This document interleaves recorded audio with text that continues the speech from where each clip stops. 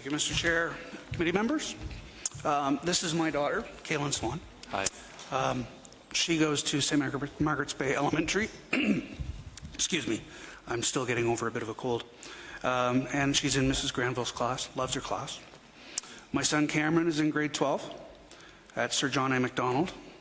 He should be getting out of the house to shovel anytime soon. We live in Hubli, quite a ways out.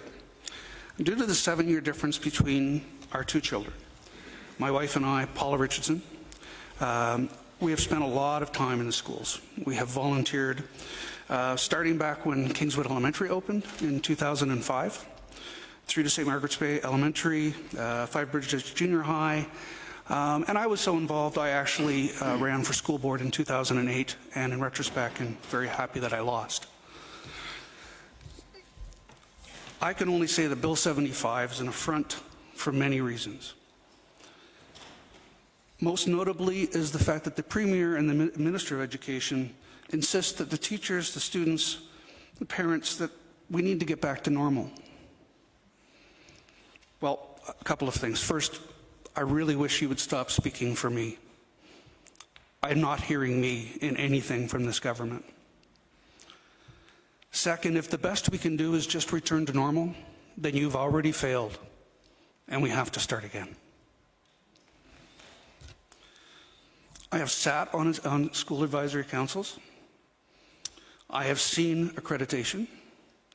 I have witnessed school improvement plans, or SIPs, planning for improvement, PFIs.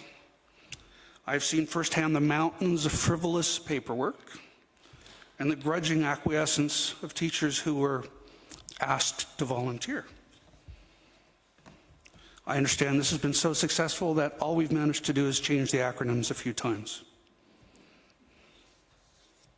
But this metamorphosis continued, taken over by the supreme overlord of standardized test results, where we measure things for the sake of measuring them. We measure Canadian outcomes using disproven US algorithms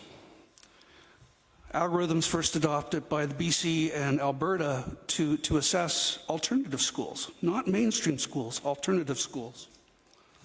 As a result, we ignore actual things going on in the classroom, like anxiety, mismatched resourcing, and there was another one. Teaching.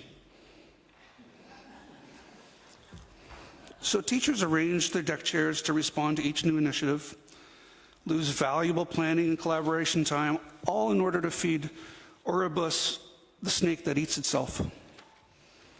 And now we're going to put another $20 million into another committee that will look at how to adjust the system again. You met Mr. Fraser earlier, the husband of my daughter's teacher last year. She suggested to me that we put the $20 million into classrooms now and ask the teachers what needs to be changed. They already know.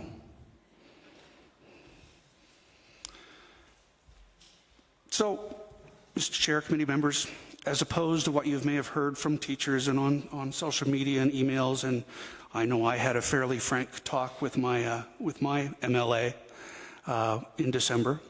My son came up later on in the evening and said, "Dad, who are you yelling at for 15 minutes?" As opposed to what you may have heard, I have another pleasant notion. You have before you an incredible opportunity. The government can continue to continue on its hubristic legacy of destruction, and to go back to the Titanic illusion at some point. Right this education ship. Leave a legacy of supporting and investing in the healthcare system. Treat it as it should be treated, a true investment in our future. And not what austerity economics says, which is that it's an expense and it should be cut at all costs. As parents, our aspirations are simple. We want to support our teachers, which I do wholeheartedly, and allow them to do the jobs for which they have been trained. They are very important in the upbringing of my children. On a final note, I asked my 17-year-old, what had he hoped for through all of this? His one wish? To have a class that had less than 40 people. And I hope by the time that Caelin goes to high school, that this wish will be fulfilled. Thank you. Thank you very much, Mr. Swan. Questions? Mr. Wilson? Thank you, Mr. Chair. Thank you, Mr. Swan, for being here today. And it's interesting you said that. I was going to mention this earlier to one of the other presenters.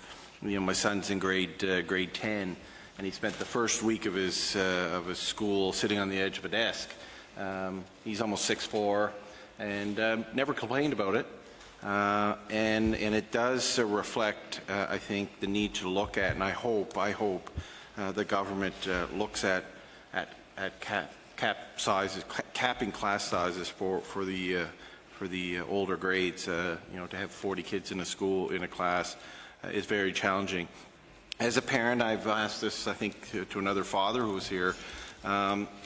What have you seen over the last month in changes? We've heard so much about work to rule and how bad it is and how terrible the education our kids are getting over the last month or so. Have you seen that? Have you witnessed that? Has your daughter or your son indicated that things are much worse now than they were prior to the teachers taking that stand? Mm-hmm. Mr. Swan. Thank you. Sorry. I think for my son, he's nearing the end. He's just glad to be finished that final semester that counts toward Dalhousie. He has not seen a negative effect. I think many of them have noticed the fact that the teachers are more present than they have been. His last semester was very difficult. It was a lot of high-end classes that he had to deal with. For Caelin, I'm not sure if she wants to answer herself. I don't think so. I think there has been a real change in how the teachers are able to actually spend time with the kids that need the extra time, or frankly, the kids that don't, so that they just matter. Thank you. Thank you very much. Mr. Dunn?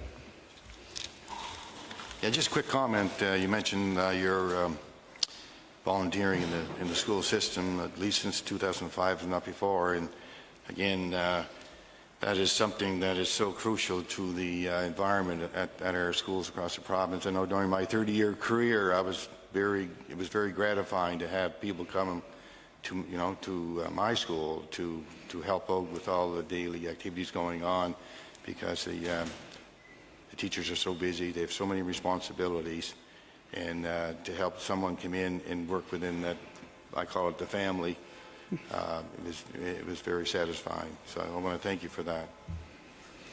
I hope that there's opportunity, definitely, for parents to get more involved. Particularly, well, just as a quick aside, we were very involved with my son through elementary and junior high, and once he hit high school, we were forbidden from the school to get too involved. So it's up to my daughter now. Thank you. We get about a minute and a half, Ms. Miller, so a short preamble if you have a question. I'd like to give Mr. Swan time to answer. Very short. And thank you, Mr. Swan. And thank you for coming and joining us, too. It's nice to see somebody young in the room as well. Anyway, I did want to say, you mentioned about the $20 million being put into a committee and how that was a waste it should go in the classrooms. It's my understanding that, yes, there will be a committee and $20 million, but the committee is to determine how that $20 million is used in the classrooms. You know, doesn't that not give you some sense that at least that money will be going in the classrooms? Mr. Swan? If I can be very frank, and with all due respect, parents don't believe you.